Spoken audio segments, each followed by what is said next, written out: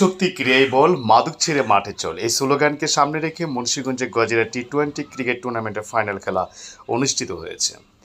গতকাল শনিবার উপজেলা ভবেরচর ইউনিয়নের বিটিকান্দি খেলার মাঠে দেওয়ান ডেন্টাল কেয়ারের সৌজন্য ও নয়াকান্দি শাপলা সংসদ ক্লাব নামের একটি জনকল্যাণমূলক সংগঠনের আয়োজনে এই ফাইনাল খেলা অনুষ্ঠিত হয়। খেলোয়াড়দের উদ্দেশ্যে অতিথিরা তাদের বক্তব্য বলেন, কেউ কোনো কারাগার লোক ছেলে মেয়ে না, তোমরা শান্তভাবে খেলাটা সম্পন্ন করবা, কেউ লোকে কেউ রেশারেশি করবে না, কারণ হার জিত আছেই। কেউ হারবে, কেউ জিতবে, আবার কেউ জিতবে, কেউ হারবে।